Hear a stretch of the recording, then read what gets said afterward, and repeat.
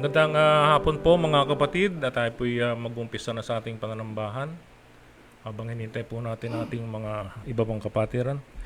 Niling ko po tumayo po ang bawat isa, tayo po muna ay manalangin.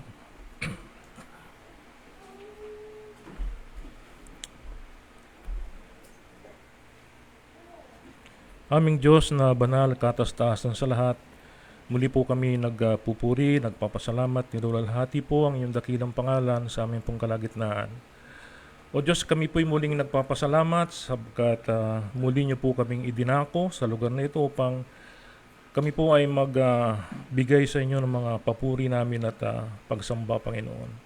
Muli po naming hinihiling, O Diyos, na may pakalinisin niyo po kami, Panginoon. Kung may nakita po kayong karumihan sa amin, linisin niyo po kami, Panginoon. Patawarin niyo po kami sa bawat kasalanan na aming nagawa, O Diyos.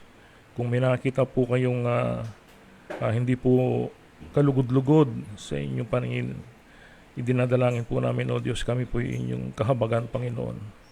Ama, sa hapon pong ito, muli po kaming dudulog sa inyo sa mga panalangin, sa pag-aaral po ng inyong salita, sa lalong-lalo na po sa gagawin pong banal na hapunan sa hapong ito, Panginoon. Dinadalangin po namin, O Diyos, ng bawat isa po, inyo pong ihanda, O Diyos, na may maging karapat-dapat ang bawat isa na makilahok po o makisalo sa inyong banal na hapunan. Dalangin po namin, Panginoon, na nawa ay pagpapala ang aming mga kamtar, hindi po kahatulan, Panginoon.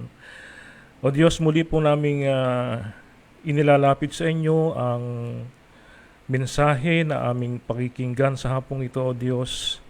Dalangin po namin, Ama, ang banal na Espiritu ang siyang magbigay po ng liwanag sa amin, Panginoon. Dalangin po namin, O Diyos, nawa ay bawat salita, bawat talata na aming matutunghayan, ito po ay ipaunawa ninyo sa amin, Panginoon. Nawa hindi lamang po ito mapakinggan o mapag-aralan namin, bagkus ito po ay may-apply din po namin sa aming pamumuhay. Ang bawat salita, ang bawat mensahe na inyo pong ipagkakalob sa amin. Dinadalangin po namin, O Diyos, tulungan niyo po kami na mag-level up ang aming spiritual na pamumuhay, Panginoon. Tulungan niyo po ang bawat isa na hindi lamang po kami ay dumadalo, nag-aaral ng salita, bagkus ginagampanan po namin ang aming mga tungkulin bilang inyong mga hinirang, Panginoon.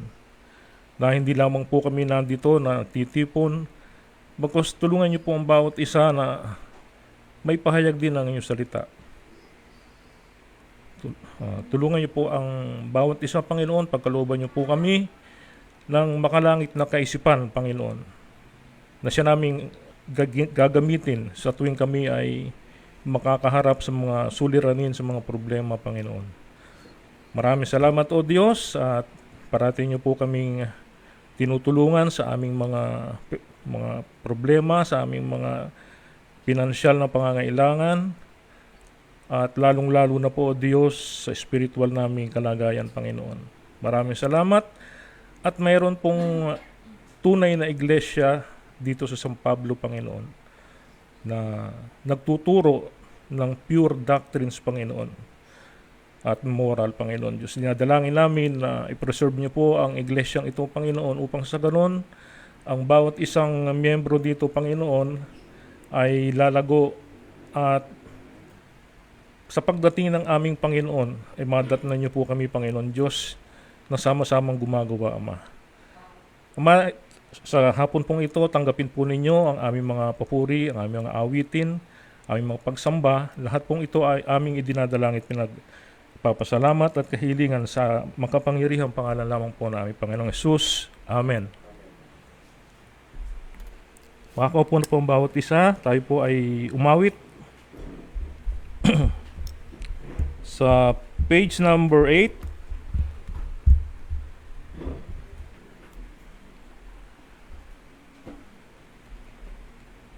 Buksan po ninyo yung mga hymnal sa page number 8. To God be the glory.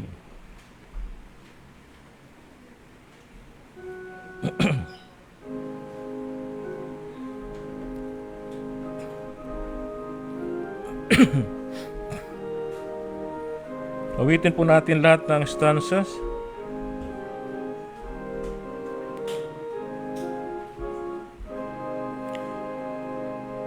To God be the glory, great things He hath done. So loved He the world that He gave us His Son, who yielded His life an atonement for sin, and opened the life gate that we may go in. Praise the Lord, praise the Lord, let the earth hear His voice. Praise the Lord, praise the Lord, let the people rejoice. Oh, come to the Father through Jesus the Son, and give Him the glory, great things He hath done. O perfect redemption, the purchase of blood, to every believer the promise of God. The vilest offender who truly believes, the moment you Jesus a pardon receive. Praise the Lord, praise the Lord, let the earth hear His voice. Praise the Lord, praise the Lord, let the people rejoice. Oh, come to the Father through Jesus the Son, and give Him the glory, great things He hath done. Great things He hath taught us, great things He hath done, and great our rejoicing through Jesus the Son. Our bound near and higher and greater will be our wonder, our transport when Jesus we see. Praise the Lord, praise the Lord, let the earth hear His voice. Praise the Lord, let the people rejoice. Oh, come to the Father through Jesus the Son, and give Him the glory, great things He hath done. Amen. Isa pa pong awitin, mga kapatid, sa song number 8. 231. Song 231. Ready.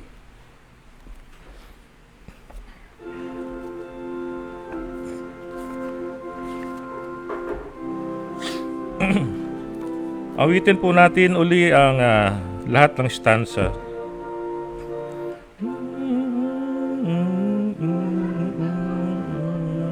On the first stanza, ready, sing. Ready to suffer grief or pain, ready to stand the test, ready to stay on all the sand, other if he sees best. Ready to go, ready to stay, ready to place to fill, ready for service, lowly and great, ready to do His will. Ready to go, ready to bear, ready to touch and pray, ready to stand aside and give, till He shall clear the way. Ready to go, ready to stay, ready my place to fill, ready for service, lowly or great, ready to do His will. Third stanza. Ready to think, ready with heart and brain, ready to stand where He's to speak, ready to stand the strain, ready to go, ready to stay, ready my place to fill, ready for service, lowly or great, ready to do His will. Ready to speak, ready to warn, ready souls to yearn, ready in life, ready in death, ready for His return. Ready to go, ready to stay, ready my place to fill, ready for service, lowly or great, ready to do His will. Amen. Tayo po ay tumayong lahat para po sa ating scripture reading. Tawagan po natin si Brad Alex.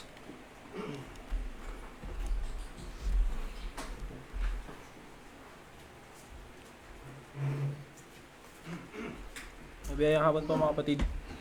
Buksan po natin ang mga Bible sa Mark chapter 4.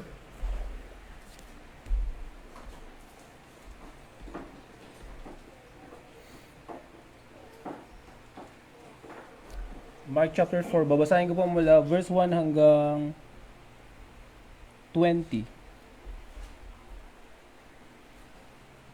Basahin ko po sa Tagalog. Verse 1, at siya'y muling nagpasimulang magturo sa tabi ng dagat, at nagpipisan sa kanya ang lubhang maraming tao. Arapat siya'y lumulan sa isang daong, at siya'y naupo sa dagat, at ang buong karamihan ay nasa lupa sa tabi ng dagat. At sila'y tinuruan niya ng maraming bagay ng mga matalinghaga, at sinabi sa kanila ang kanyang pagtuturo.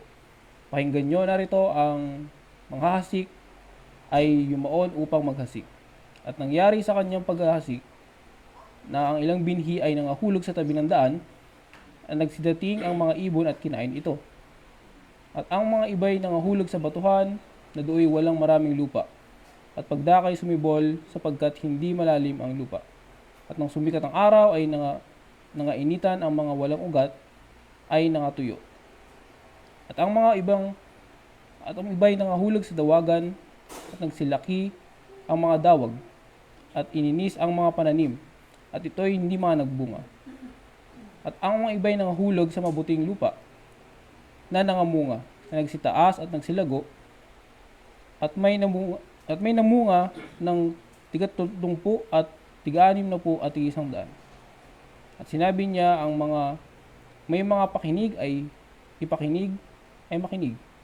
At nang siya'y mag-isa na, ang nasa palibot niya nakasama ang 12 ay nagtanong sa kanya tungkol sa mga talinghaga. At sinabi niya sa kanila, sa inyo ay pinagkaloob ang mga kaalaman at hiwaga ng kaharian ng Diyos.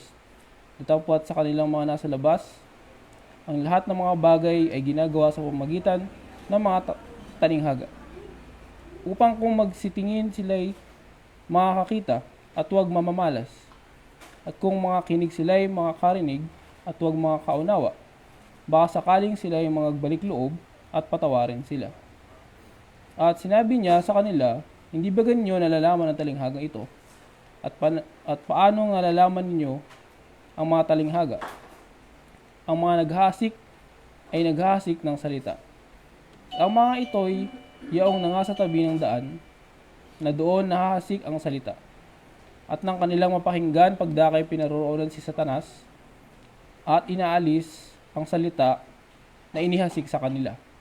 At gayon din naman itong mga nahasik sa batuhan, pagkarinig nila sa salita, pagdakay nagsitanggap ng may galak, at hindi na nga uugat sa kanilang sarili, kundi sangdaling tumatagal. Kaya't pagkakaroon ng kapighatian o ng mga pag-uusig dahil sa salita, pagdakay, nangatisod sila. At ang mga iba ay nangasik sa mga dawagan, ang mga ito'y yaw nangakinig ng salita. At ang mga pagsusumakit na ukol sa sanglibutan, at ang daya ng mga kayamanan, at ang mga pita sa ibang mga bagay na nagsisipasok, na nagsisiinis sa salita. At ito'y nagiging walang bunga. At yaon ang mga naghasik sa mabuting lupa, na nangakikinig ng salita at tinatanggap ito, at namumunga ng tig-30 at tig-60 at tig-100.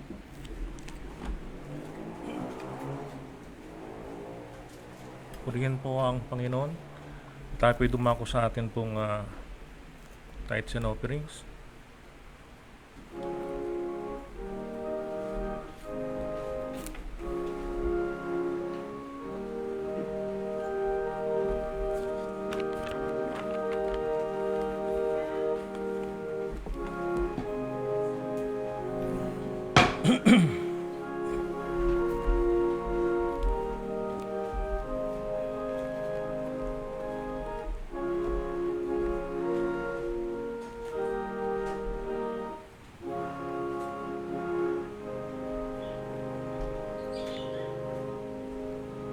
Panalangin ng paghahandog at pasasalamat. Purihin ka, O Panginoon, na Diyos ng Israel magpakailan-kailanman. Iyo, Panginoon, ang kadakilan at ang kapangyarihan at ang kaluwalhatian at ang pagtatagumpay at ang karangalan, sapagkat lahat ng nanga sa langit at nanga sa lupa ay iyo. Iyo ang karihan, O Panginoon, at ikaw ay nataas na Pangulo sa lahat. Ang mga kayamanan at gayon din ang karangalan ay nagmumula sa iyo, at ikaw ay nagpupuno sa lahat. At nasa iyong kamay ang kapangyarihan at kalakasan, at nasa iyong kamay ang pagpapadakila at pagpapalakas sa lahat. Kaya't ngayon aming Diyos, kami nagpapasalamat sa iyo at aming pinupuri ang iyong maluwalhating pangalan. Ngunit sino ba kami na kusang makapaghahandog sa ganitong paraan? Lahat ng bagay ay nagmula sa iyo at binabalik lamang namin sa iyo at ang ibinigay niyo po sa amin. Sapagkat kami ay mga dayuhan at mga lalakbay sa harap mo, gaya ng lahat ng aming mga ninuno. Ang aming mga araw sa lupa ay gaya ng anino at hindi magtatagal. O Panginoon naming Diyos, lahat ng kasaganaang ito na inihandog namin ay nagmumula sa iyong mga kamay, pagkat lahat ng bagay ay sa inyo. Alam namin, aming Diyos, na inyong sinisiyasat ang puso at nalulugod kayo sa katapatan. Sa katwiran ng aming mga puso ay kusang loob na walang pag-iimbot na inihahandog namin ang lahat ng bagay na ito. At lubos kaming nagagalak sa kusang loob na paghahandog na ito ng inyong mga anak. O Panginoon, Diyos ni Abraham, Isaac at Israel, ang pagnanasa nawang ito ay panatilihin nyo sa puso naming lahat at manatili nawa kaming tapat sa inyo. Amen. Makaupo na po ang bawat isa. At muli po tayong umawit. Bago po tayo dumako sa pangangaral ng salita ng Diyos, buksan niyo po ang inyong mga hymnal na songbook sa page number 79.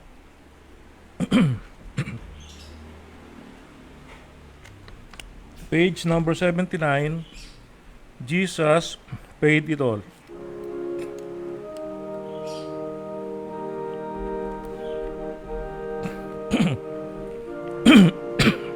Ulitin po natin lahat ng stanza.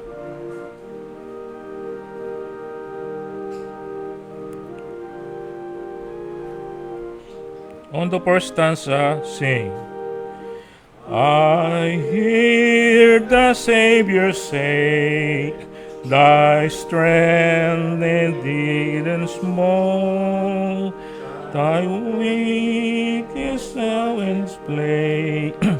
Find me in thine all in all. Jesus paid it all to him I owe. Sin had left a crimson stain, he washed it white as snow. Lord, now indeed I find thy power and thine alone can change the leper's spots and melt the heart of stone. Jesus paid it all to him I owe. Sin had left a crimson stain, he was it white as snow. For nothing good have I, whereby thy grace to claim. I'll wash my garments white in the blood of Calvary's Lamb. Jesus paid it all to him I owe. Sin had left a crimson stain, he washed it white as snow. Last stanza. And then before the throne I stand in him complete. Jesus died my soul to save, my lips shall still repeat. Jesus paid it all to him I owe. Sin had left a crimson stain, he washed it white as snow. Amen. Purihin po ang Panginoon. Tayo po'y dumako na sa pangangaral ng salita ng Diyos. Tawagin po natin ang ating pastor.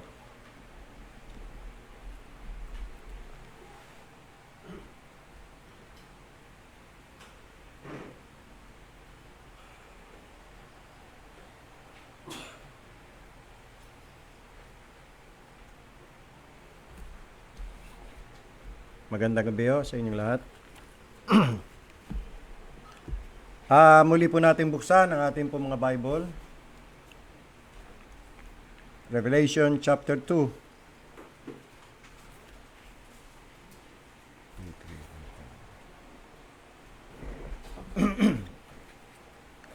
Revelation chapter 2, beginning in verse 8.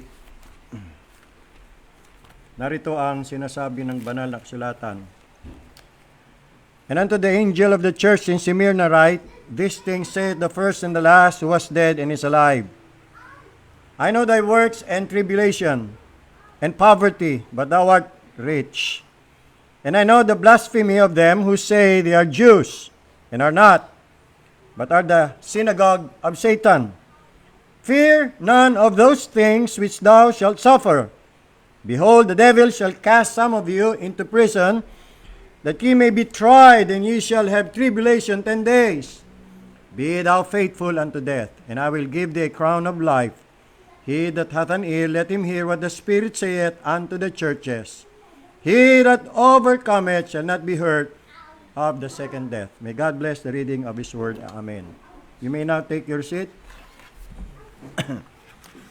Sa ating pong pagpapatuloy na ating pong pag-aaral, this is now the second church, the church in Smyrna, which we call the persecuted church, because this church underwent persecution as prophesied here by Jesus Christ.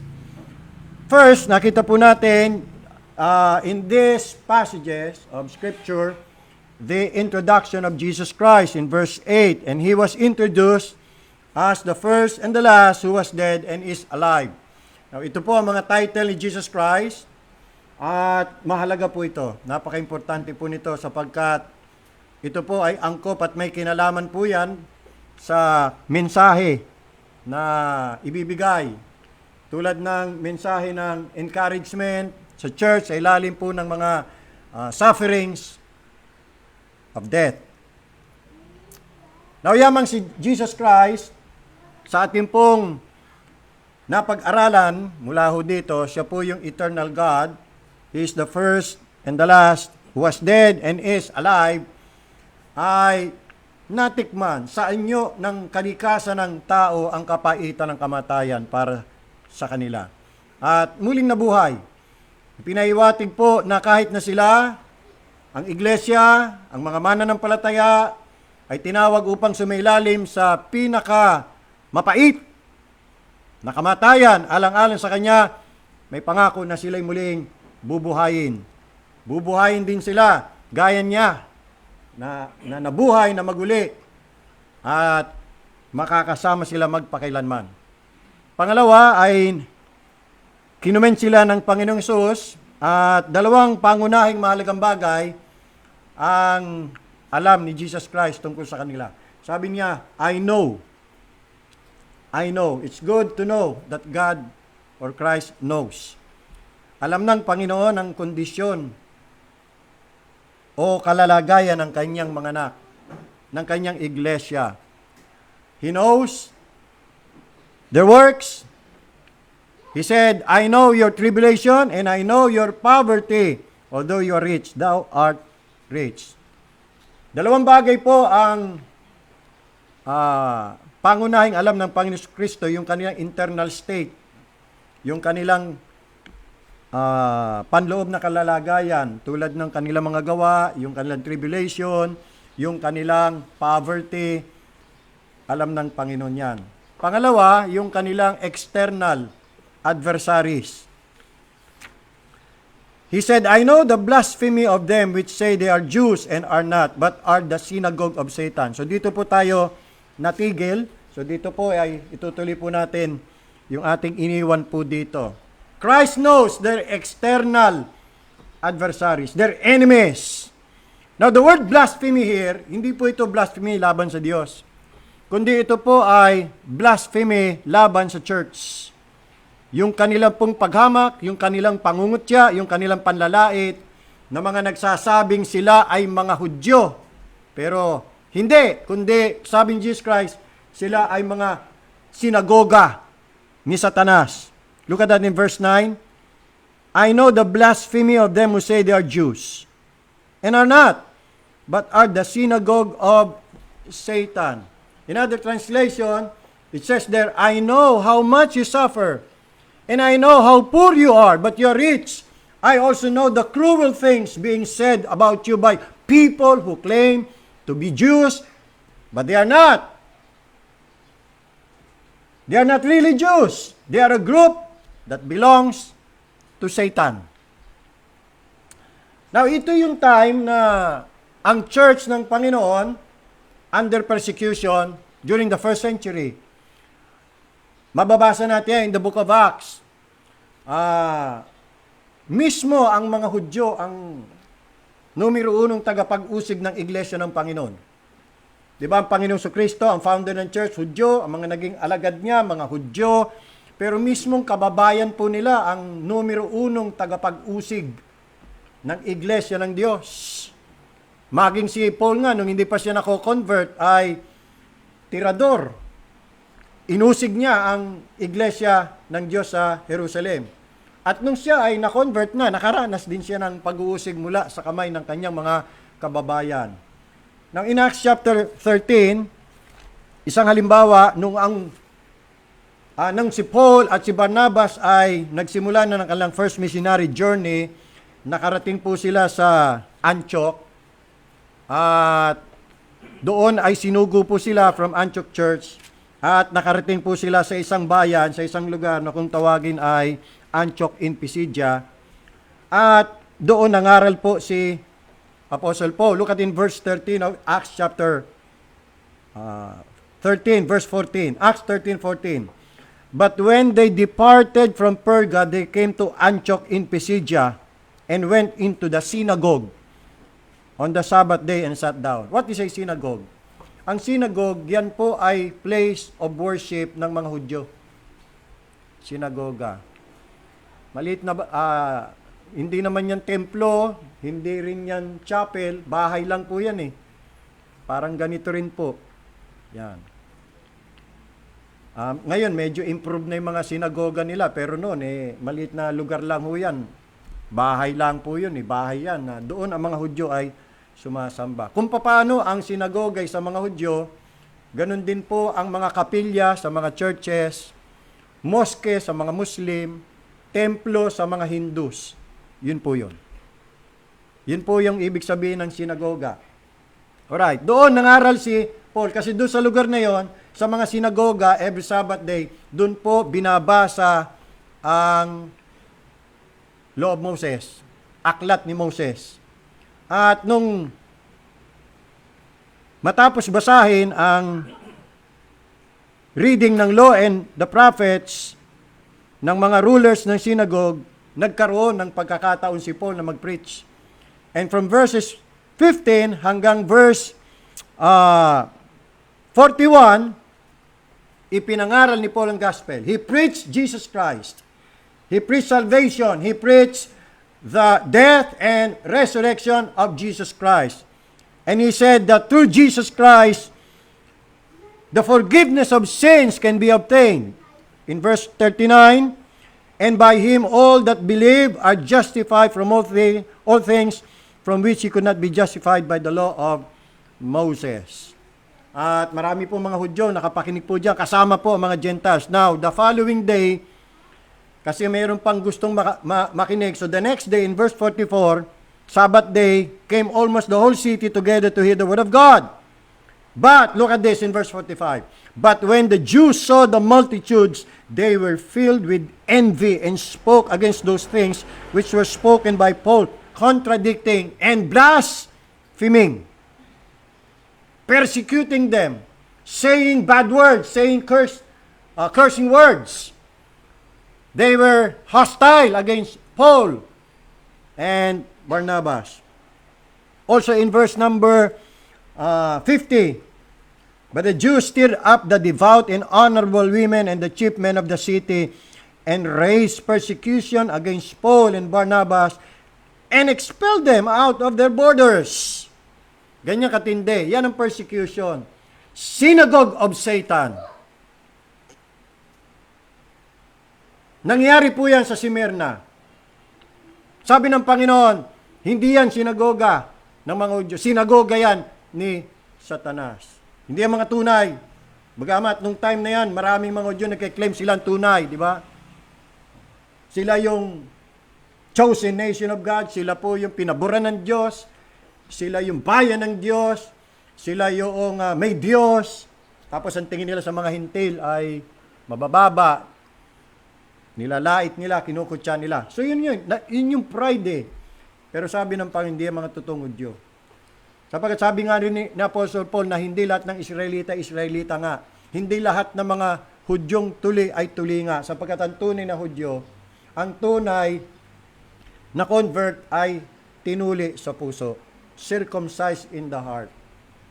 Kaya kahit na Hudyo ka sa laman, physical Jew, at tinuli ka physically, pero kung hindi ka natuli sa puso, hindi ka tunay na Hudyo.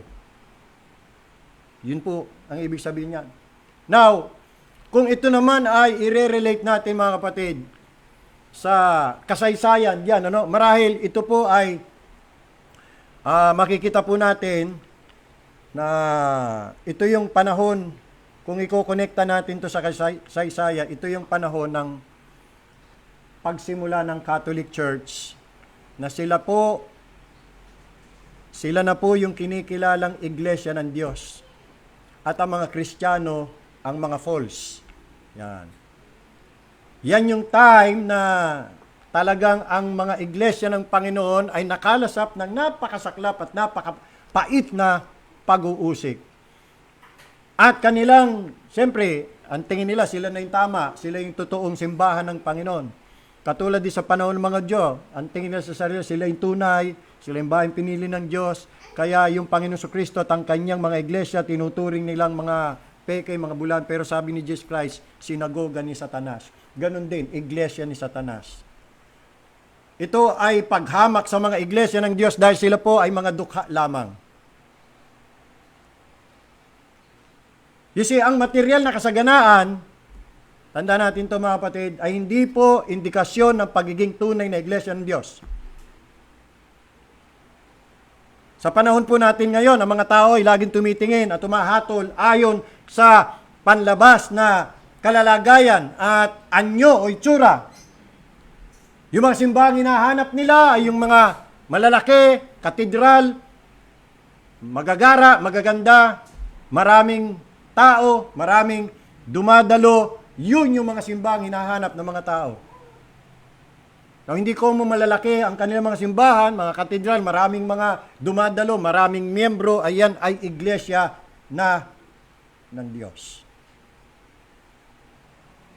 Sinagoga ni Satanas. Kung may sinagoga ni Satanas, then meron ding iglesia ni Satanas. And mind you, pag sinabing iglesia ni Satanas, hindi po natin tinutukoy yung iglesia na itinatag ni Anton LaVey. Noong 1960s o 70s na siya ang founder ng Church of Satan. No, hindi po yon. Ang iglesia o sinagoga ni Satanas ay mga reliyosong tao din po yun eh. So ganun din po ang iglesia ni Satanas, mga reliyosong tao din po yun. Hindi po yung ibig sabihin sumasamba sila kay Satanas. Hindi ho. Nakita ko ninyo mga kapatid? Tinawag ng Panginoon itong mga Hudyo na dumadalo sa mga sinagoga ni Satanas. Pero hindi naman sila sumasamba kay Satanas eh. Diyos din ang kanilang Diyos din ang pinapayag nila. Nagbabasa din sila ng mga kautusan ni Moses at ng mga propeta. You see? Pero tinawag sila ng Panginoon sinagoga ni Satanas at hindi sila tunay na mga Hudyo. Ganon din po ang mga iglesia na hindi ang Panginoon nagtayo. Hindi ko mo tumatawag sila sa Diyos, hindi ko mo may Bible sila, hindi ko mo kumikilala sila kay Jesus Christ, mga iglesia sila ng Diyos. Iglesia rin ni Satanas. Nakuha natin?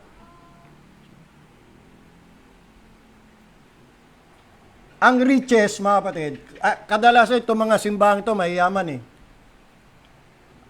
Ang mga iglesia ni Satanas, mayayaman. Pero ang riches, hindi po yan laging nasusukat in terms of material wealth. Tinuro yan ng Panginoon in Luke chapter 12, verse 21. Basahin po natin, sabi ko daw, Luke chapter 12, verse 21.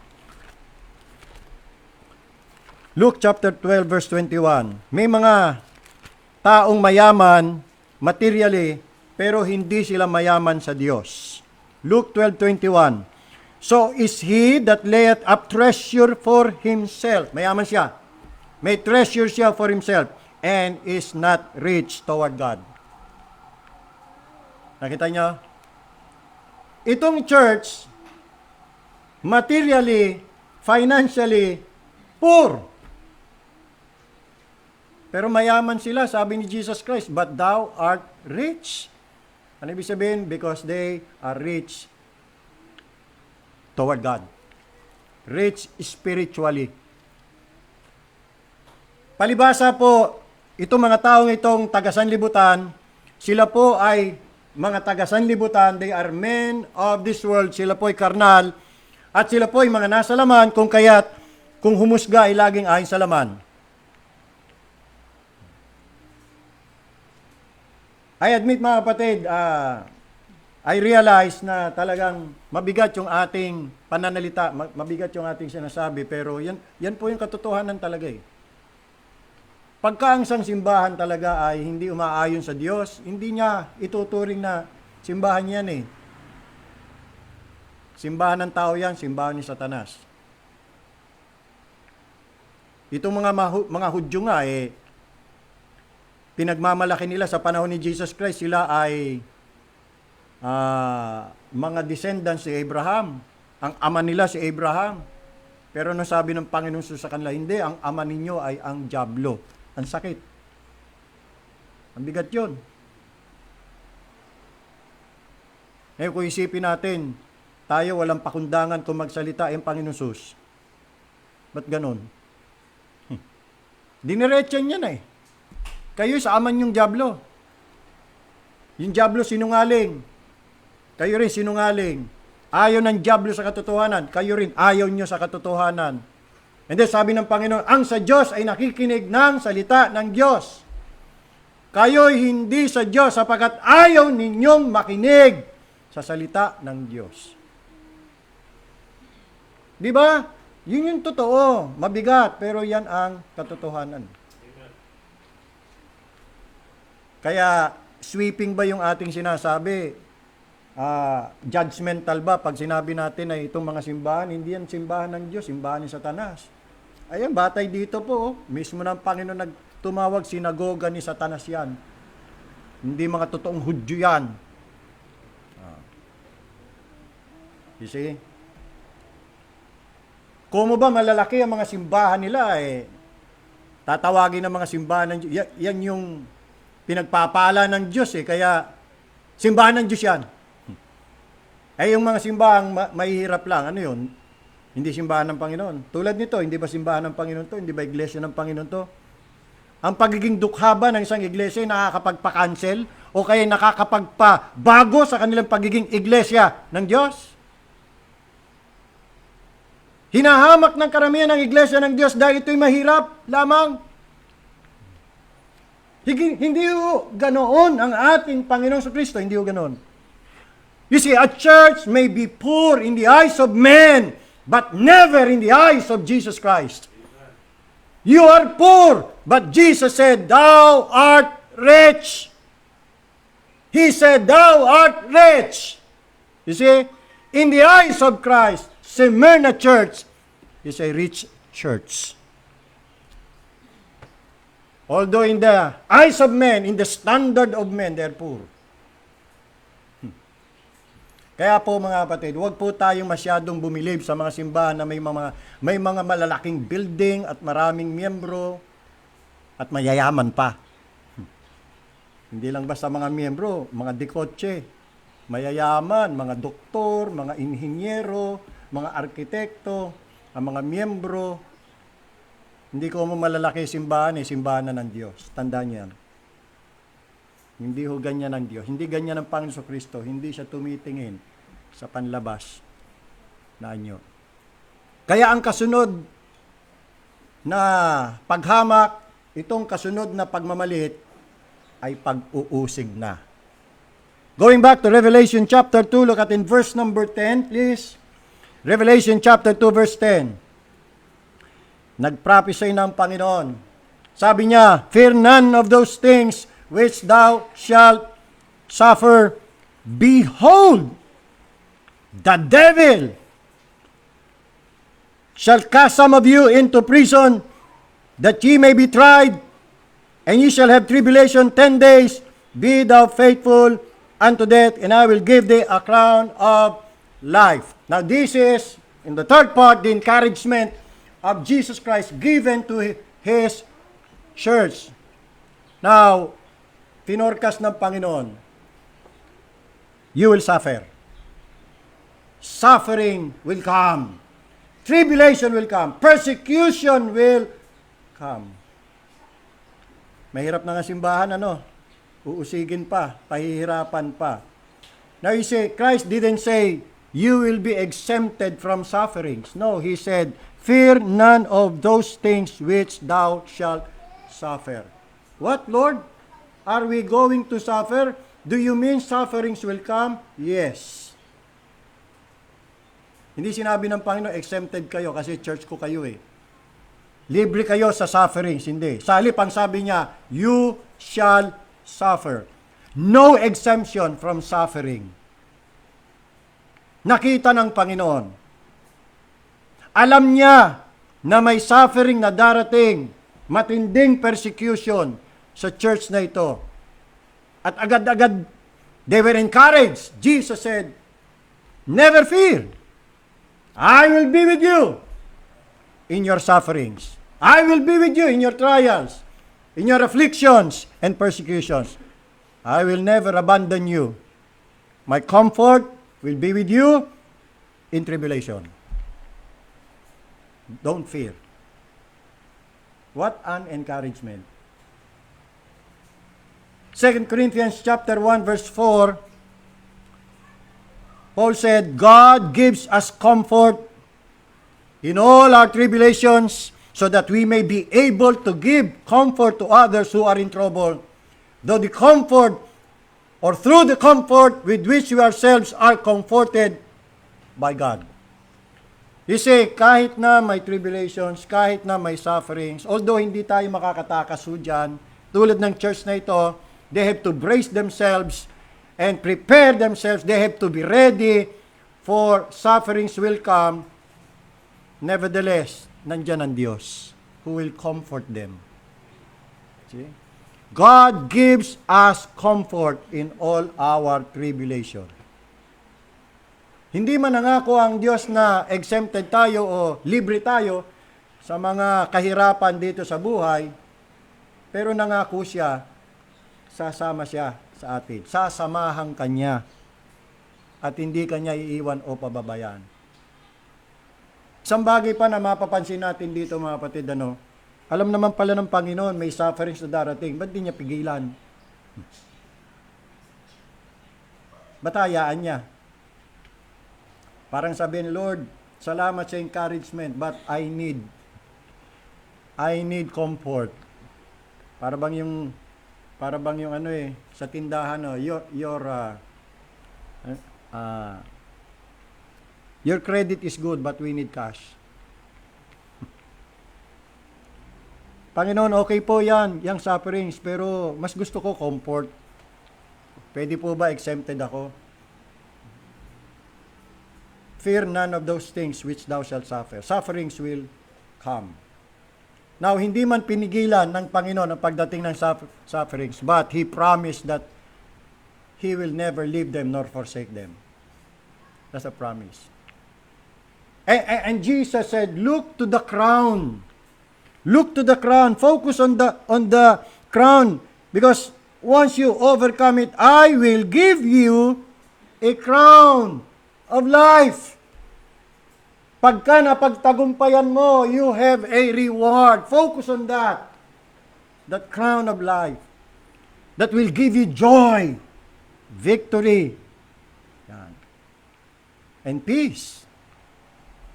Again, sabi ng Panginoon, behold, the devil, remember, from the synagogue of Satan, the devil shall cast some of you into prison, that you may be tried.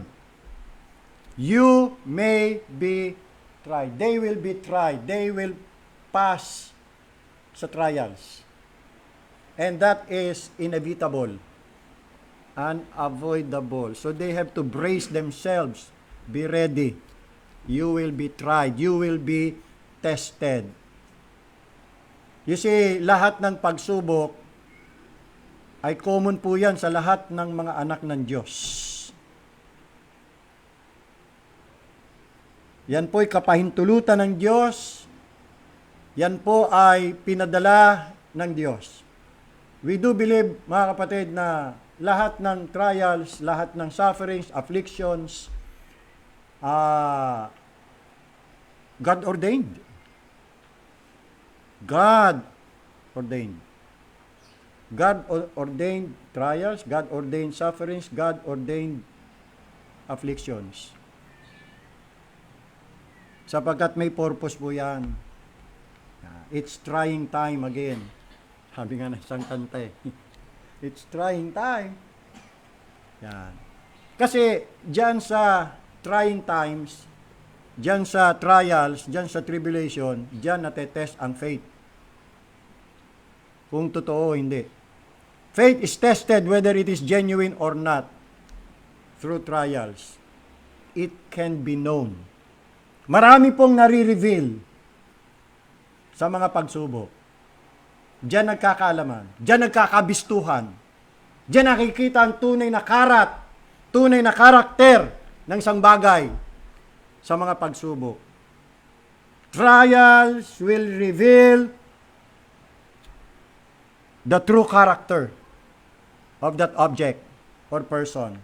In James chapter 1 verse 2, please turn your Bible to James chapter 1 verse 2. Ito po ang sabi. James 1:2, My brethren, count it all joy when you fall into various trials. Knowing this, that the testing of your faith, now this is the purpose, itong objective, that the testing of your faith, you see, ang tinetest faith, yun ang target. Your faith, my faith, our faith. That the testing of your faith works patience. Patience, sabi ng karamihan, is a virtue. At ang patience, napaka-importante, napakahalaga niyan. You cannot survive without patience. Hindi ka tatagal sa mundo nito kung walang patience.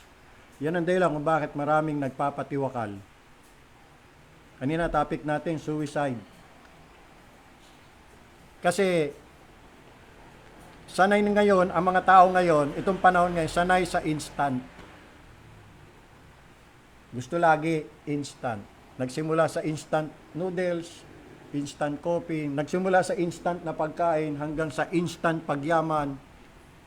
Kaya yun, tataya sa loto, punta sa casino, baka maging instant millionaire. In other words, mga kapatid, ayaw na ng mga tao ng hirap. Ayun na. Gusto lagi ginawa. Di ba? At shortcut, lahat shortcut. Ayaw maghintay, ayaw magtiis. Kaya lang, ang patience ay isang commodity o virtue, mga kapatid, na hindi natin yan matutunan sa AI Google o sa mga seminar o workshop. Hindi mo matutunan yan sa GPTI ba yun? Chat GPT. No? Ang patience nagmumula sa tribulation. In Romans chapter 5 verse 3, it says there, tribulation works patience. Napuproduce ang patience sa tribulation. Wala nang iba. And patience works experience.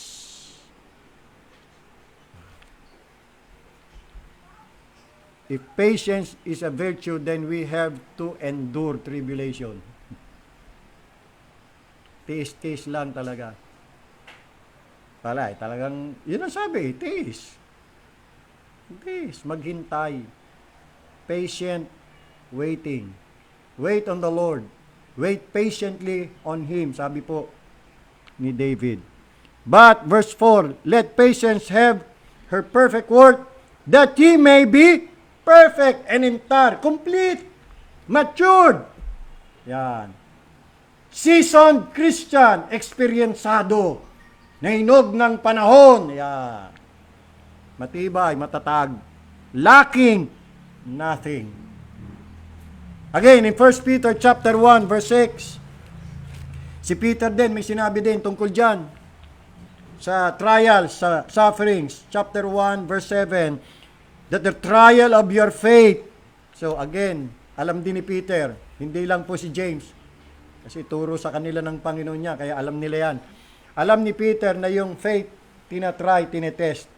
that the trial of your faith, being much more precious than of gold that perisheth, though it be tried with fire, tribulation, affliction, sufferings, might be found unto praise and honor and glory at the appearing of Jesus Christ.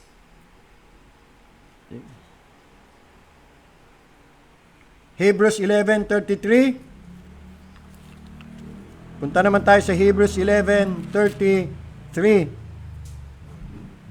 Ito yung mga heroes of faith who through faith subdued kingdoms, wrought righteousness, obtained promises, stopped the mouths of lions, quenched the violence of fire, escaped the edge of the sword, out of weakness. Now you will see, mga kapatid, observe nyo na hindi lahat ng mga heroes of faith saw their faith issue in a physical triumph. Ito yung binanggit, ito yung binasa natin na through faith, they obtained physical triumph over their immediate circumstances of life. Pero meron ding by faith, look at that.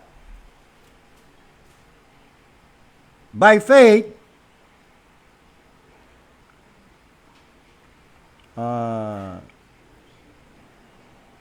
others were tortured. Look at in verse 35. Not accepting deliverance, that they might obtain a better resurrection. And others had trial of cruel mockings and scourgings by faith. Tinis nila yan. Yeah, moreover, of bonds and imprisonments. By faith they were stoned. By faith they were sawn asunder. Nilagari ang mga katawan nila. By faith they were tested, were slain with a sword. They wandered about in sheepskins and goatskins, being destitute, afflicted, tormented, but they never gave up. By faith, tiniis nila. Yun ang tunay na pananampalataya. Nakita nyo, mga kapatid? Tulad po halimbawa sa storya po ni Polycarp. Nabanggit natin to si Polycarp eh. Di ba? Sabi natin si Polycarp ang kauna-unang naging bishop ng Smyrna, no? Kwento ko lang sa inyo yung story ni Polycarp at yung kanyang martyrdom. Si Polycarp po, matanda na. Kung hindi ako nagkakamali, 86 o 90 years old na siya. By the way, si Polycarp, disciple siya ni Apostle John, yung sumulat ng Revelation at Gospel of John, at saka yung Epistle of John. Direct disciple ho siya. Now, si Polycarp ay inaresto sa kanyang bahay matapos siya magtago from the authorities. Now, despite being an old man, dinala siya sa stadium. Na hanggang ngayon, pag pumunta kayo sa Smyrna, makikita niyo yung napakalaking stadium doon. Bakit, Pastor? Nakita mo na? Hindi. Nakita ko lang sa picture. Di pa naman nakakapunta ron. Nakita ko po sa picture. Andun pa yung stadium na napakalaki. Doon dinala po si Polycarp para harapin niya yung proconsul. Yeah. Now, itong proconsul, inutusan niya si Polycarp.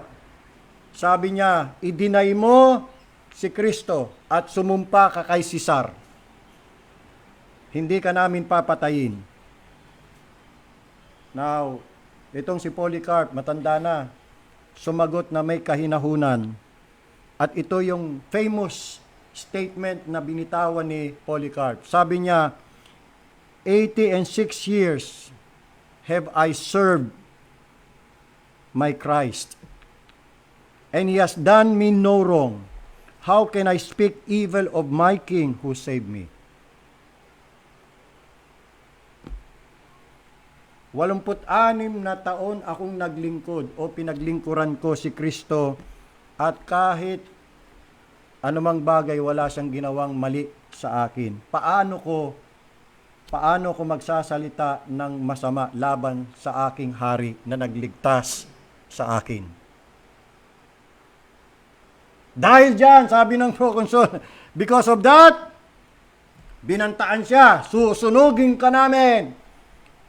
Then si Polycarp ay sumagot, ang apoy, temporary lang yan and walang halaga yan kumpara sa walang hanggang apoy ng kahatulan na naghihintay sa mga masasama. Kaya sabi niya, sige, sunugin niyo na ako. Pagkatapos nun, in-announce sa madla, etong taong ito ay Kristiyano. Kaya yung mga nanonood, yung mob, dinimand nila na siya ay sunugin at the stake. So si Polycarp, ginapos po, tinali ang kanyang mga kamay doon sa poste at doon may mga siga na ho doon. May request lang siya na wag siya ipako. Kasi matanda na naman siya at saka hindi naman siya tatakas eh. Saka hindi siya karapat-dapat na matulad sa Panginoon Jesus. So itinali po siya doon. At nung sinindihan na ho yung siga ho doon, napansin ng mga tao habang lumiliyab na. Para hindi ata nasusunog si Polycarp. Para lang siyang tinapay na binake. O kaya para siyang metal na lumiliwanag sa paligid. Ganun ang labas. Parang hindi siya nakakanti na apoy. So inutusan ng proconsul yung berdugo, saksakin mo na lang. Ayun. Sinaksak si Polycarp. That was it.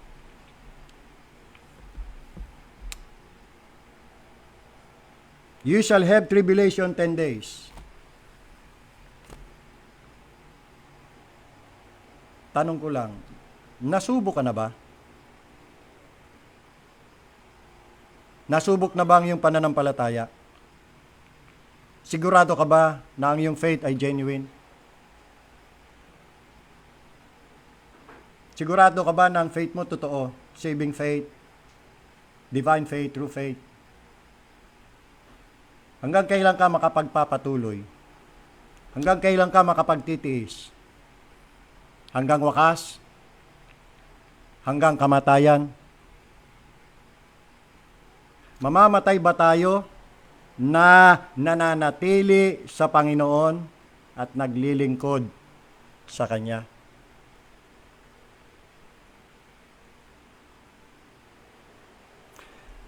Going back to Revelation chapter 2, sabi ng Panginoon, you shall have tribulation 10 days. Ang Iglesia ng Diyos throughout history ay palaging dumaranas ng tribulation. Walang church ang Panginoon. Tingnan yan. Walang church ang Panginoon na exempted sa tribulation, affliction, trials, sufferings. Ang tribulation, kakambal na po yan ng mga Iglesia ng Diyos. Pasalamat po tayo, nasa freedom po tayo ngayon at walang persecution. Pero bawat anak ng Diyos ay may kanya-kanyang karanasan ng tribulation. May tribulation nararanasan at pinagdadaanan bawat anak ng Diyos. Gayunpaman, ang tribulation na ito ay short.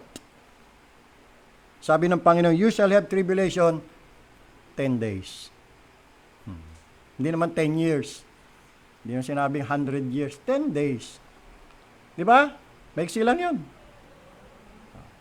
Whether this is literal, maaring literal, 10 days, or figurative, mga kapatid, isa lang pong ibig sabihin, affliction sa mundong ito ay short and temporary.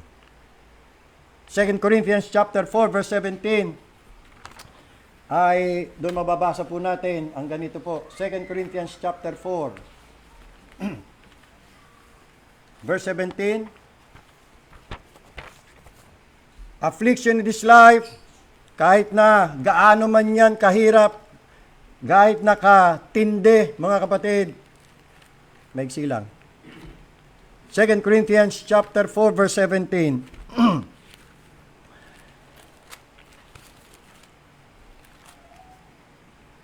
For our light affliction, which is but for a moment, you see,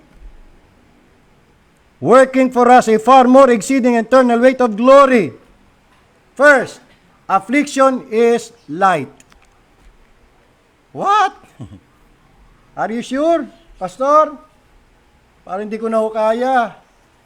Kaya minsan ako nakakapag-isip na rin magbigti. Uso naman ngayon. Mag-join na. Paano nyo naman nasabing light lang yan? Light yan compare sa affliction na dinanas ni Jesus Christ. Sige nga. Light yan compare sa nabasa nating affliction na dinanas nitong mga heroes of faith. Hindi pa ho tayo dumadaan. Wala pa tayo sa panahon na nilalagari. Binibitay, pinapako sa krus. Binibilanggo. Nasa freedom tayo. Pasalamat tayo. Paano kung nabuhay ka? Minsan na-imagine ko, paano kaya ako'y nabuhay nung time na yan? Handa rin ba akong mag-suffer? Magtitis pa rin ba ako? Magpapatuloy pa rin ba ako? Yan ang tanong eh.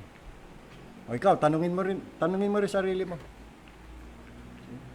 Kaya light yan, compare sa sufferings ng ating Panginoong Jesus. Walang sinabi. Diba? Pag bulay-bulay mo mga paghihirap dinanas ng ating Panginoong Kristo, walang sinabi ang ating mga problema, kapigatian, kahirapan, wala sa kalingkingan ng ating Panginoong Jesus. Pero napaka-reklamador po natin. Walang sinabi sa sufferings, afflictions, dinanas ng mga nauna sa ating mga mananampalataya. Wala. Kaya light pa rin, ano? Pangalawa, kaya light yan. Kumpara mo sa impyerno. Ano gusto mo? Affliction o impyerno? Ay, pastor, affliction na po. Tis lang. Higit na yan. Kesa sa impyerno. Baka tingin mo, siguro sabi mo, pastor, impyerno na ito para sa akin. Oh? Buti nga, yan lang impyerno mo eh. Paano yung kung totoong impyerno na? At doon you will be tormented day and night, forever and forever. Kung saan ang mga uod hindi namamatay at ang apoy ay hindi napupugnaw. So light. Secondly, it is but for a moment. Sinabi naman moment lang, momentarily. Hindi rin yan magtatagal. Matatapos din. Kailan ho, pastor? Gusto mo na? Hirap ka na ba? Gusto mo na? Wag ganun. Hintay mo na lang, may appointed time naman. A time to be born and a time to die. Hintay mo yung time mo. Bagamat, kanina nakalimutan ko lang banggitin kanina umaga Ako naniniwala mga kapatid, kumbinsido ako na walang ibang solusyon sa lahat ng problema ng tao dito sa lupa, kundi kamatayan. Ako niwala dyan. Pero ang kamatayan, hindi yan magandang solusyon sa lahat ng tao. Yan ang pinakamagandang solusyon para lang sa mga na kay Kristo Jesus. Kasi nga naman, pag kamatayan, di tapos na, di ba? Wala ka nang iintindihing bayarin. Wala nang Bombay pupunta sa maniningil. Wala ka ng kaaway, wala ka ng kagalit, di ba? Hindi ka naman may problema kung ano pa mga problema. Wala, tapos ka na Wala ka na dito Di ba? Tama ba? Solve na lahat ng problema mo. Wala ka ng kahirapan. Di ba? Kaya lang tanong, nasaan ka pagkatapos? Saan yung kaluluwa mo? Yun lang. Kung nasa impyerno ka, tapos nga paghihirap mo rito, lalong lumala. Doon sa impyerno, kasi doon, forever doon. Kahit gusto mo nang mamatay, gaya nung ikaw'y nabubuhay, para tapusin ang mapaghihirap mo, doon hindi! Wala nang kamatayan doon Kasi kamatayan na yun. Tinawag ng death yun Eternal nga lang. Eternal death. So kung hirap ka na, naka 1,000,000 taong ka na rin nagduro sa gusto mo nang matapos, magpapakamatay ka, hindi pwede. Forever ka na doon. Forever and forever. Kasi death yun. Kaya dito, kung ikaw ay may katiyakan ng kaligtasan, kung ikaw ay na kay Kristo Jesus na, napatawad na ang iyong mga kasalanan, meron ka ng buhay na walang hanggan, ang sarap ng kamatayan. Ang sarap. Di ba? Kaya lang, hindi ka magpapakamatay. Wag naman. Masama din yun. Yung tanong niya kanina ang Kristiyano ba, possible bang mag-suicide? Possible, pero hindi siya Kristiyano. Kala lang niya. Kasi ang totoong Kristiyano, hindi niya gagawin yun.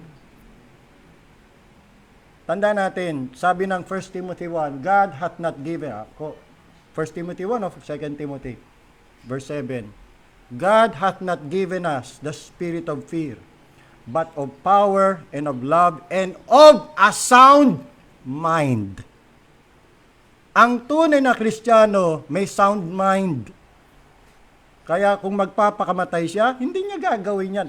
Matino pa, may sound mind eh. Hindi niya gagawin yun. Karamihan sa mga nagpapakamatay, meron silang mental health problem. Pero ang Kristiyano may sound mind, gagawin niya yun. That's foolishness. Suicide is an act of foolishness. Sinayang lang buhay. Kung alam lang sana niya, no? Kung may pag-asa pa, kung kilala lang niya si Jesus Christ, hindi niya gagawin yan. At saka hindi naman paintulutan ng Diyos na magpakamatay ka kung anak ka niya. Kasi may preserving grace ang Panginoon. May preserving grace. Kahangalan yan. Yung sumagi nga lang sa isip mo, magpakamatay. Naku po! Kahangalan. Hindi ang gagawin. Hindi papayagan ng Diyos.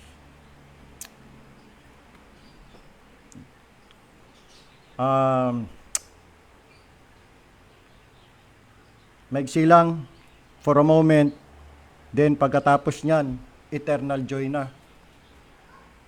Kaya tiis lang. Kaya sabi ng Panginoon, tiis lang, maghintay lang. Natatapos din niya. It will be over. You see? Again, affliction in this life, however severe, mga kapatid, can be but brief. And in the hope that it will soon end. So why should we not bear it without complaining or repining? May great tribulation na mangyayari sa mundong ito sooner or later. Another thing, mga kapatid, mayroong tribulation na mangyayari sa mundong ito sooner or later na kung tawagin ay 7 years tribulation period. There will be great tribulation. But you know what? The church will never pass through anymore. Because that tribulation, yung sinasabi ko, tinutukoy, is the wrath of God to all the inhabitants of the earth. And the church is not appointed to God's wrath. Marami na hong tribulation na pinagdaanan ng church. Look at that. Yung dark ages na yan. Pero itong tinatawag na Great Tribulation, hindi na papayagan ng Diyos yung kanyang church dumaan yan. Kasi mayroon tinatawag na rapture. Kukunin ng Panginoon yung kanyang bride. His church. Asawa niya yun eh. Susunduin niya, kakaunin niya. Pangako niya, I will come again and receive you unto myself, that where I am, there ye may be also. At kaya po babalik ang Panginoong Sus, kukunin niya ang kanyang bride, the church, kasi naihanda niya na yung tahanan. In my Father's house are many mansions. I go to prepare a place for you. At pagkatapos kong may prepare, I will come again and will take you, my bride, my beloved, my love. And you and I will be together and never to be severed again. Never to be separated anymore. Yan ang promise ni Jesus Christ sa kanyang church. Kaya mga kapatid, bilang member ng church ng Panginoon, let us all be faithful. Tiis lang, maghintay lang. Darating ang Panginoon. Panalangin ko, sana lahat tayo kasama. sa rapture. Walang maiwan. Ang panalangin ko. Kaya, sana i-revive tayo ng Panginoon. Ano? 1 Thessalonians 1:9. Konti na lang. 1 Thessalonians 1:9. And then, I will wrap it up. 1 Thessalonians 1:9.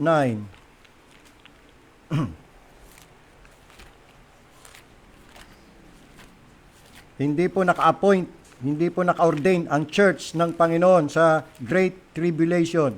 1 Thessalonians 1:9.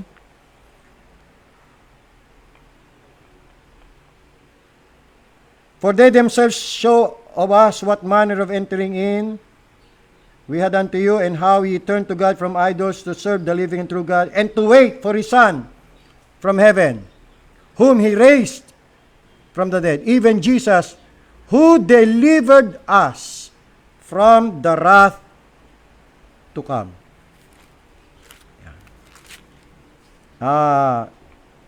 In chapter 5, verse 9, for God hath not appointed us to wrath. Who is that us? The church.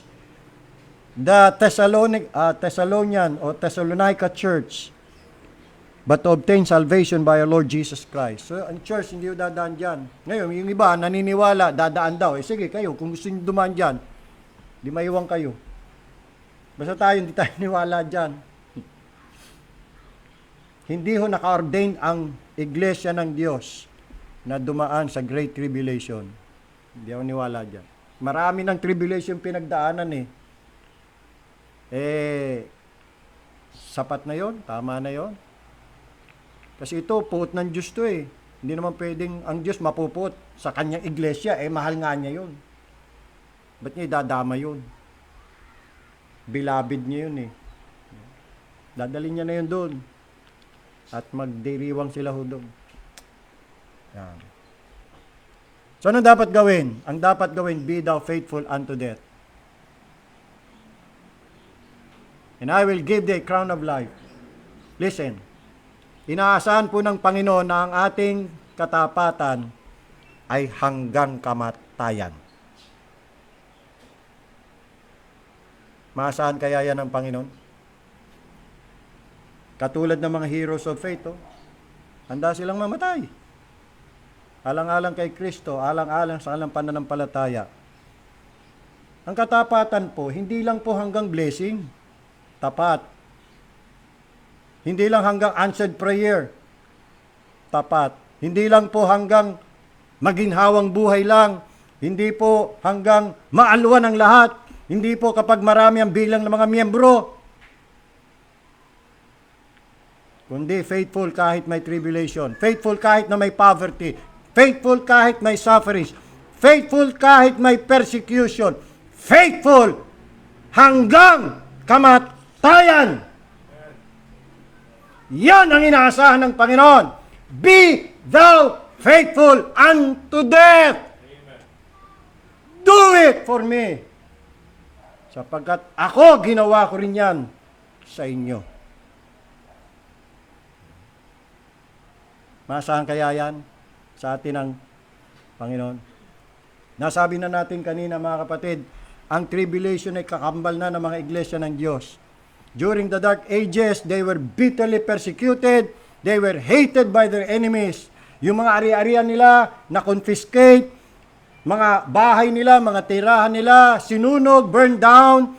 They banished from their hometown, namuhay sa kakahuyan, sa kagubatan, sa kabundukan, pero nagpatuloy po sila sa paglilingkod. Yan. First century, second century, 1,000, 11, 12th century, 13th century, dumanas yan. Pero hindi sila nag-back out. Kahit sila'y nagtitipon sa kagubatan. Kasi nga hinahunting sila Siyempre, kailangan din na mailigtas sila mga sarili nila. Kahit na sila nasa kagubatan, sa kakahuyan, sa yungib, sa kuweba, nagawa pa rin nilang magtipon. Bilang pagsunod lamang sa utos ng Panginoon. Nagawa pa rin nilang sumamba, katulad ng ginagawa natin. Yun nga lang, hindi konbinyente. Kung iba tatago sila Kabundukan, kakahuyan. Kung mabasa lang ninyo ang history ng mga ninuno natin mga Baptist, ang titindi mga kapatid ng kanilang katapatan.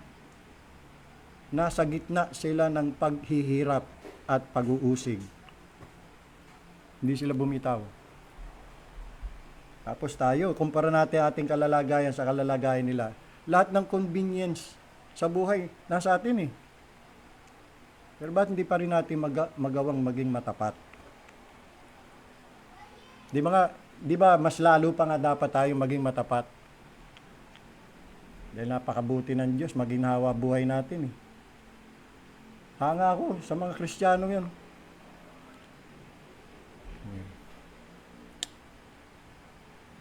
At itong mga Kristiyanong ito, mga Baptist, na pinag-usig, pinagpapatay,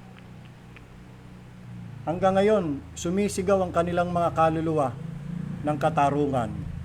Basahin natin ang Revelation chapter 6, verse 9. Revelation chapter 6, verse 9.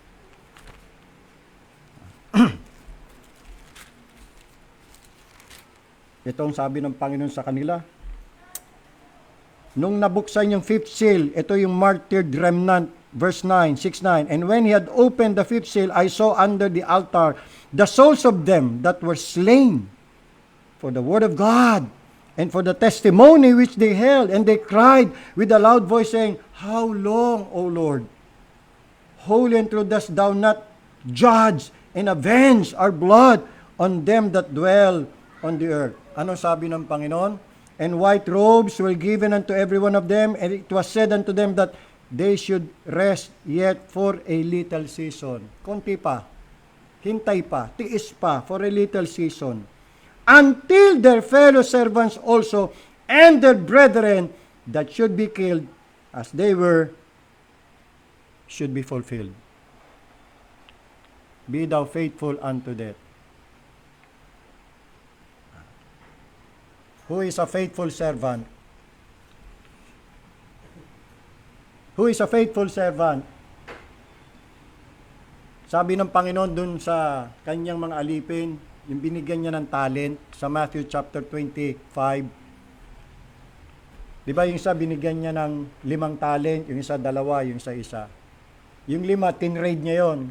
Ginamit niya yung talent na binigay o gift ng binigay sa kanya ng kanyang Lord. Tumubo ng 5. Yung isa tumubo ng 2. Anong sabi ng Panginoon sa kanilang 2? Thou good and faithful servant. Thou hast been faithful over a few things. Enter into the joy of thy Lord and be ruler of many things. Thou hast been faithful over a few things. Simula na ako'y naging pastor, mga kapatid, yang mensaheng yan, matagal nang tumarak sa aking puso. At sinabi sa akin ng Panginoon, ang katapatan kahit sa maliit. Kahit few things. Kahit ilan lang ang mga miyembro, pagpapasturan ko pa rin. Bagamat marami ng beses na sumagi sa isip ko, gusto ko nang mag-quit, gusto ko nang mag-resign, gusto ko nang mag-start ng panibagong gawain, mag-umpisa. Kaya lang, gusto ko yun. Pero hindi kalooban ng Diyos. Yan ang dahilan kung bakit nakatagal pa rin ako dito Ilang taon na ba ako dito? San Pablo. Mahigit 30 taon na. Baka magka-40 na nga siguro. Sa ministry. At isa lang na simbahan ang pinastoran ko. Isa lang. Kayo lang.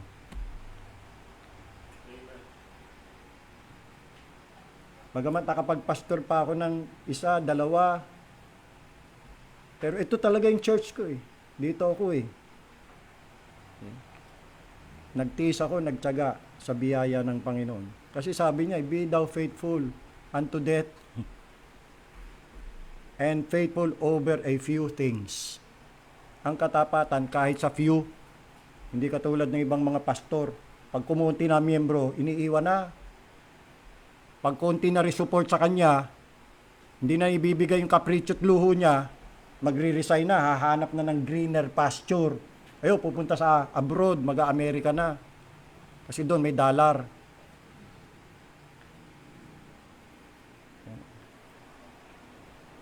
Marami nang tinuro sa akin ng Panginoon sa dami ng hirap na dinanas ko, mga kapatid, sa mundong ito.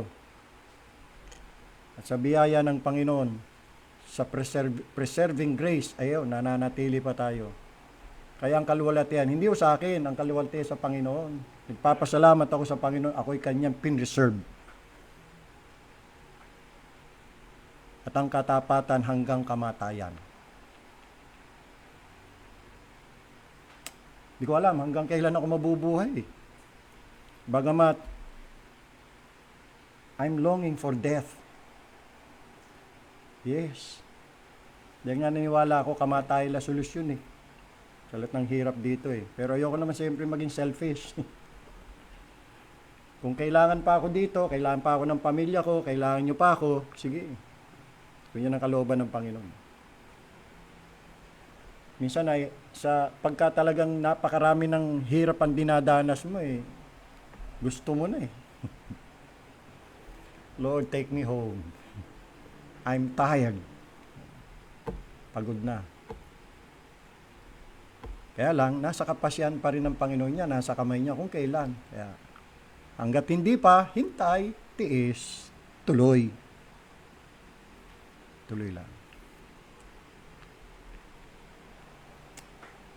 Thou hast been faithful over a few things.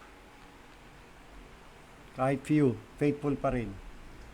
Kaya, mga kapatid, huwag ka na maghanap ng many things. Kung ano yung nasa iyo, kung ano binigay sa'yo ng Panginoon, gamitin mo yan. Magpakatapat ka. Whether yan ay 5 talents o 2 talents o 1 talent. Yung binigyan ng 1 talent, kung nagpakatapat sana yun eh, ganun din ang maririnig niya eh. Ikaw na mabuti at tapat, nalipin. Nagpakatapat ka sa kakaunti, pamamahalanin kita sa marami. Pumasok ka sa kaligayahan ng iyong Panginoon. Sasabihin din ng Panginoon yun. Hindi niya babaguhin. Hindi yung mas pupurihin niya yung nakatanggap ng 5 at nag-produce ng 5. Lahat sila pupurihin. Iko-commend ng Panginoon. Walang kinikilingan ng Panginoon. Hindi siya ano eh. Walang nepotism, walang favoritism. Wala. Basta nagpakatapat, maririnig nila ang papuri ng Panginoon. So, ang tanong, anong meron ka? Parang si Moses, nung tinawag siya ng Panginoon, dami niyang dahilan, dami niyang complain eh. Panginoon, di ako marunong magsalita. Panginoon, paano yung pagka pumunta ako doon, sino yung nagsugo sa iyo? Ano sasabihin ko? Daming alibay eh. Sabi ng Panginoon, anong nasa kamay mo? Ay, ito po, tungkod. Itapon mo. Nagis. Ba naging ahas? Oh, huliin mo. Hawakan mo sa buntot. Dakmaan niya ganun. Naging tungkod. O yan. Kapangyarihan. Gamitin mo yan. Yun lang naman ang tinatanong. Ano ang nasa kamay mo? Ano ang nasa iyong kamay? Gamitin mo. Sabi ng Panginoon sa mga lagad, bigyan nyo sila. Nung nagpakain ng Panginoon, nung 5,000. Kung pauwi ng Panginoon, mahihimatay sila sa daan. Gutom eh. Pagpapastingin sila eh. Sabi ng mga alagad, Panginoon, pauwiin nyo na. Ay, pag pinauwi natin yan, baka himatayin niya sa daan. Di pa kumakain niya mga yan. Paupuin niyo sila. Anong gagawin mo natin? Pakakainin natin. Ha? Anong meron kayo? Aba, ito lang ho. 5 tinapay, 2 isda. O sige, paupuin niyo na sila. Sa pamagitan ng 5 tinapay, 2 isda, napakain. Yung 5,000 kalalakihan, hindi pa kasama mga babae at mga bata. At may sumobra pa. 12 basket punong-puno ng tinapay. Baon. Anong meron ka? Gamitin mo. Be thou faithful, sabi ng Panginoon, utos ng Panginoon. Ang tanong ngayon, may bibigay mo ba yan sa Panginoon? May bibigay mo ba sa Panginoon? Now, yung counsel ng Panginoon. Balik tayo Revelation. Tapusin na natin, verse 11. He that hath an ear, let him hear what the Spirit saith unto the churches. He that overcometh shall not be hurt of the second death. May tenga ka ba? Makinig ka. May mensahe ang banal na Espiritu. Hear what the Spirit saith unto the churches. In these last days, may mahalagang at urgent message ang Holy Spirit, nararapat itong bigyan ng atensyon at pakinggan. At ang mga tunay na iglesia ng Panginoon ang makikinig at susunod sa mensahe. Tayo ba'y tunay na iglesia ng Panginoon? Makinig tayo. Gawin natin. Sumunod tayo. At ang gantimpala, ito, sabi ng Panginoon, pangako, he that overcometh shall not be hurt of the second death. Yung second death dito, yun yung eternal fire, eternal death, eternal separation from God. Sinisiguro lamang ng Panginoon na makakapit ang tagumpay sa mga pag-uusig na darating sa iglesia. Ang tinutukoy po ay yung magpapakita ng sustaining power ng pananampalataya sa panahon ng pag-uusig. Na hindi po susuko sa kanyang mga prinsipyo, hindi po susuko sa kanyang mga paniniwala, lalo na kapag sinalungat at inusig. So sino ang magtatagumpay? Kapag napakaraming pagsisikap ang ginagawa at pagtatangka ng mga kaaway na siya'y tumalikod at talikuran ang layunin. Sino po ang magpapatuloy at magtatagumpay? Kahit na napakatindi ng pressure, daming problema, daming tukso, daming humihimok, sino ang tatanggi? At sino ang magpapatuloy? Ang mga pangako sa mga overcomers shall not be hurt of the second death. Yan ang promise. So, anong i-overcome? E di yung tribulation, i-overcome yung persecution, yung kahirapan, yung unfaithfulness. So, as a church, mga kapatid, let us strive to overcome. Let us be overcomers by the grace of God. Mapagtagumpayan nga natin. Hanggang sa masabi natin, katulad ni Paul, I have fought a good fight, I have finished the race, I have kept the faith. Oh, napakaganda, no? Na masabi din natin yan. Pero masasabi lang natin yan by the grace of God. Sa ating pagtatapos, konting ano na lang mga kapatid. Ganda ng ating kinanta kanina, no? Yung ready. Ready. Basahin ko nga ulit. Nagbigay kasi ang Panginoon sa Iglesia Smyrna ng paunang babala. Para bang may darating na lindol o bagyo kaya winarningan na sila ng Panginoon Look how gracious God is. No? Para sabihin sa kanila in advance. So ganun din sa ating mga kapatid. The church needs to prepare themselves for the coming tribulation. They need to be ready. Christians must always be ready. In whatever situation, in whatever circumstances God might place them into. Ready to suffer grief or pain. Ready to stand the test. Ready to stay at home and send others if He sees best. Ready to go. Ready to stay. Ready my place to fill. Ready for service, lowly or great. It doesn't matter. Ready to do His will. Ready to speak, ready to warn, ready o'er souls to yearn, ready in life, ready in death, ready for His return. And finally mga kapatid, we are being taught here na tanggapin po natin kung ano ang itinakda o itinalaga sa atin ng Diyos in humble submission to His sovereign will. Remember mga kapatid, we are called to endure unto the end. May God bless the message in our hearts. Let us all kneel down and pray.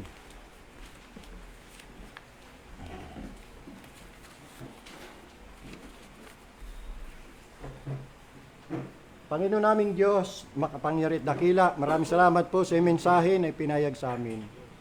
Salamat po sa paalaala, sa inyong pagmamahal, sa inyong pagmamalasakit sa amin bilang iglesia. Naway hindi namin kayo mabigo. Mahabag kayo sa amin, Panginoon. Hindi namin kaya sa sarili lang namin. Biyayaan niyo kami palagi at huwag naming sasayangin ang mga pagkakataon binibigay niyo sa amin. Salamat sa paalala. Sa pamamagitan nito ay ma-revive kami at balikan namin yung aming unang pag-ibig. Maging masigasig kaming muli. Paapuyin nyo kami, Panginoon.